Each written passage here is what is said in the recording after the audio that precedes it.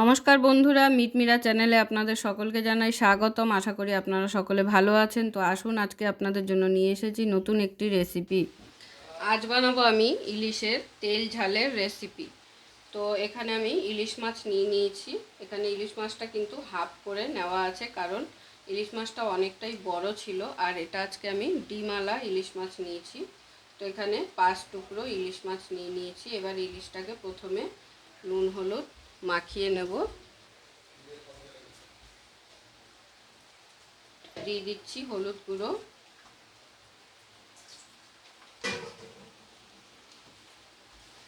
নুন,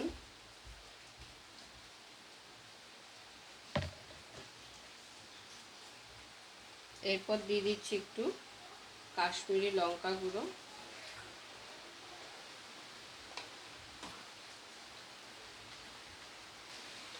এরপরে একটু সর্ষের তেল হাতে করে নিয়ে মাছটাকে ভালো করে মাখিয়ে নেব নুন হলুদ।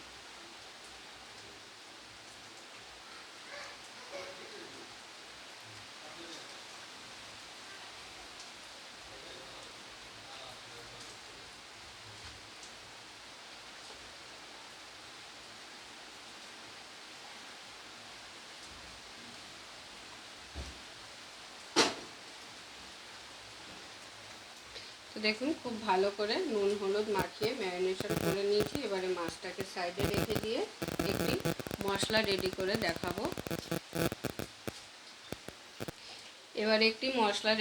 দেখাবো। তার জন্য এখানে একটি নিয়েছি বাটিতে দিয়ে দিচ্ছি জিরে গুঁড়ো, 2 চামচ জিরে গুঁড়ো,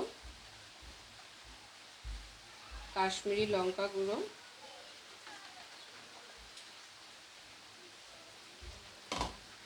আর দিয়ে দেবো হলুদ গুঁড়ো,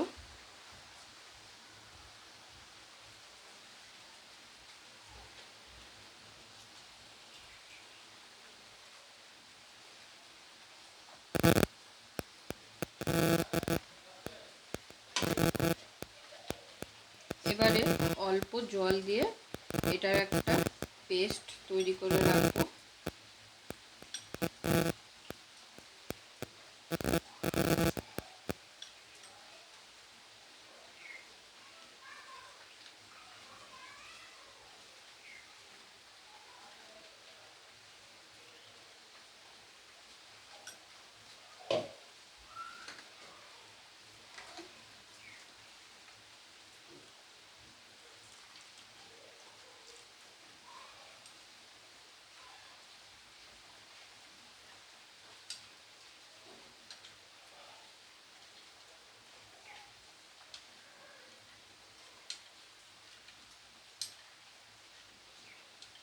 এই ইলিশ মাছের তেল ঝাল করতে এমন কিছু উপকরণ লাগে না, খুব বেশি উপকরণ লাগে না।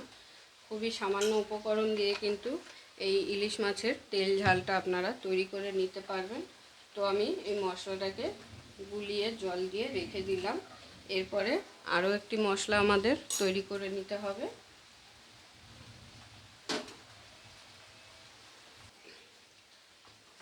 এবারে একটি মিক্সিং জার নিয়েছি, এর মধ্যে নিয়ে নেব কালো সর্ষে,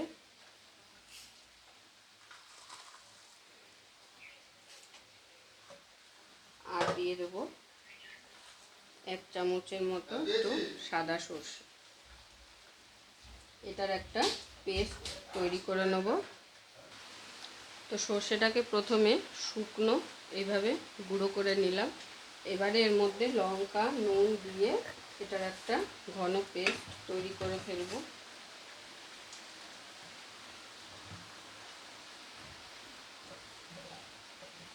তো দিয়ে দিচ্ছি 6-7টা কাঁচা লঙ্কা, আর দিয়ে দেবো স্লাইড একটু নুন দিয়ে সর্ষে বাটলে সর্ষে বাটা কিন্তু কখনোই তেতো হয় না। আর দিয়ে দিচ্ছি সামান্য পরিমাণ একটু সর্ষের তেল। এবারে জল দিয়ে এটার একটা ঘন পেস্ট তৈরি করে ফেলব।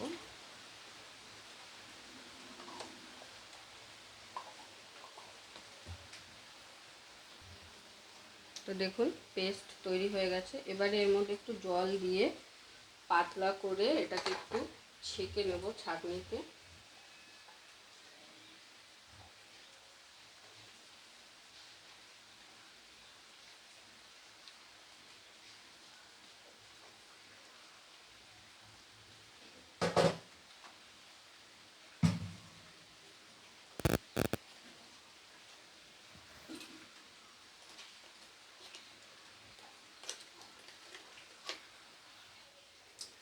এর একটা বাটি বসিয়ে তার মধ্যে ছাঁকনি দিয়ে এই পেস্টটাকে খুব ভালো করে ছেঁকে নেব।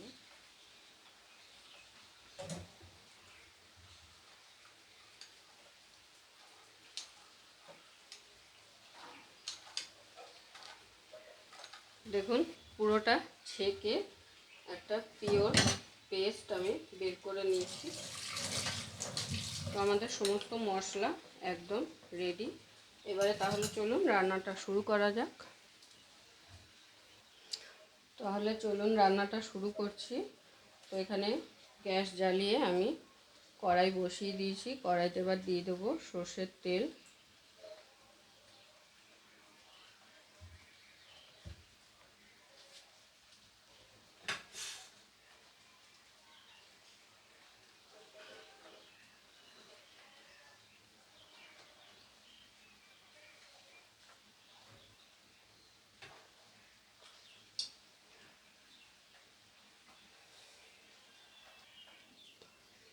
তেলটা গরম হয়ে গেলে তেলের মধ্যে দিয়ে দিতে হবে কালো জিরে সোমবারের জন্য, আর দিয়ে দিলাম কটা কাঁচা লঙ্কা। কাঁচা লঙ্কাটা দেওয়ার পরে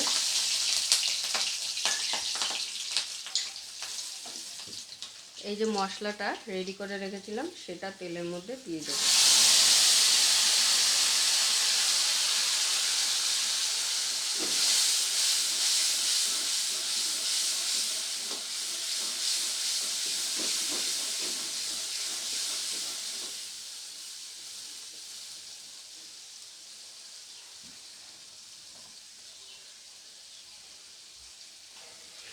মশলাটা তেলের মধ্যে ছাড়ার পরে কিছুক্ষণ খুব ভালো করে নেড়ে চেড়ে নিতে হবে মশলাটাকে একটু ভালো করে তেলের সঙ্গে কষিয়ে নেব।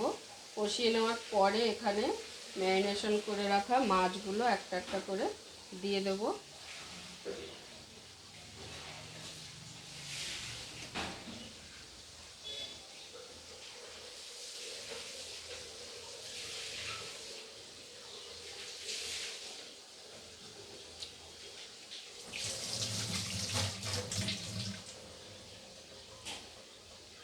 এই মশলাটার মধ্যে মাছগুলো দিয়ে একটু উল্টে পাল্টে মাছটাকে এটার সাথে ভেজে নিতে হবে।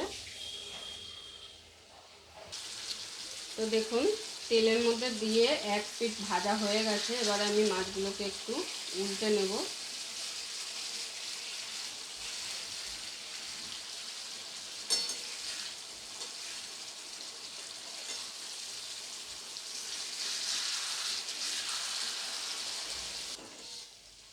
তো দেখতেই পেলেন কত সিম্পল রেসিপি, একদম সহজ পদ্ধতিতে কিন্তু হয়ে যায়।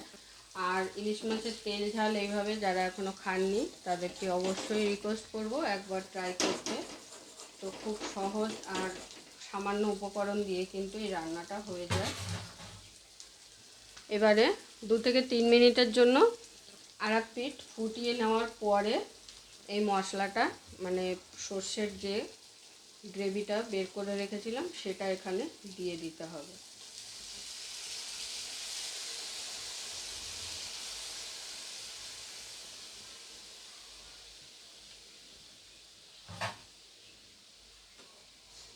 এবারে হালকা করে একটু নেড়ে দেব।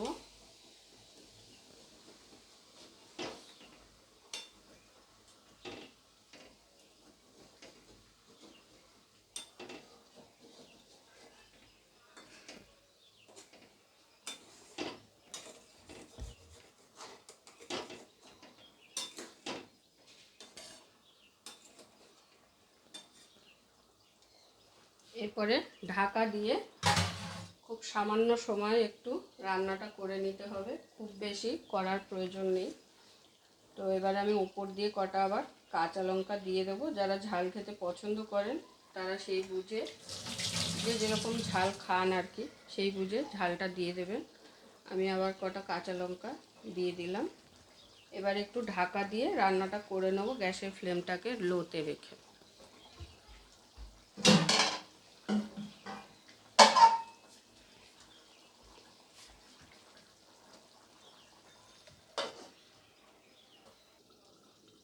তো প্রায় 5 মিনিট হয়ে গেছে, আমি ঢাকা দিয়ে ফুটিয়ে নিয়েছি।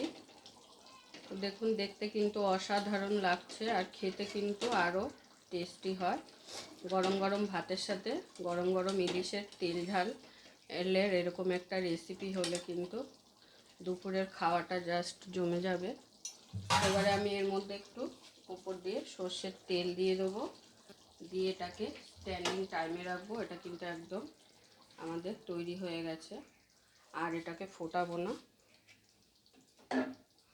এবারে 5 মিনিটের জন্য একটু ঢাকা দিয়ে রেখে দেব। তো প্রায় 10 মিনিটের জন্য আমি এটাকে স্ট্যান্ডিং টাইমে রেখেছিলাম।